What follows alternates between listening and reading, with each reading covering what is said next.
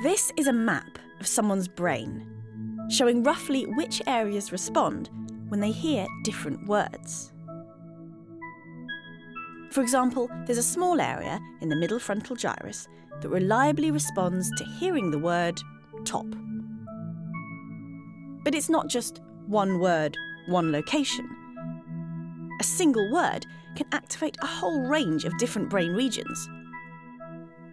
So we find the word top in a bit of brain that seems to respond to words associated with clothing and appearances. But also here with numbers and measurements. And here with buildings and places.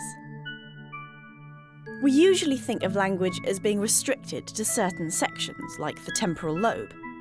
So researchers were surprised to find activity all across the brain and in both hemispheres.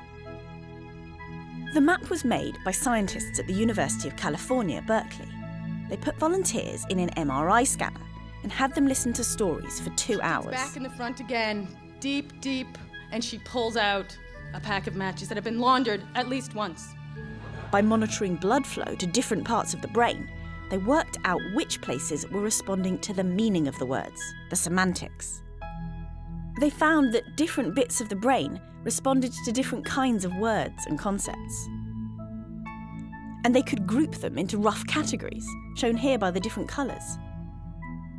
Dark green bits, for example, were most activated by words to do with numbers, red bits by social words. Here in the right temporoparietal junction, this speck of brain, just a few millimetres across, was found to respond to words like wife, mother, pregnant and family. And this bit just next door responds to some of the same social words like family and wife, but also words to do with places and people like house and owner.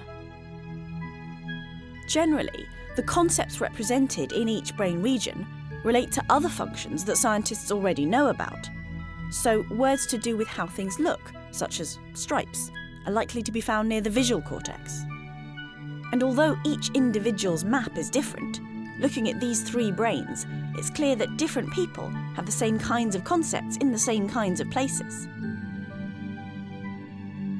This is the first time we've been able to map the semantic systems of the brain in such detail, discovering that words are grouped by meaning, and revealing just how complicated and widespread the word maps in our heads really are.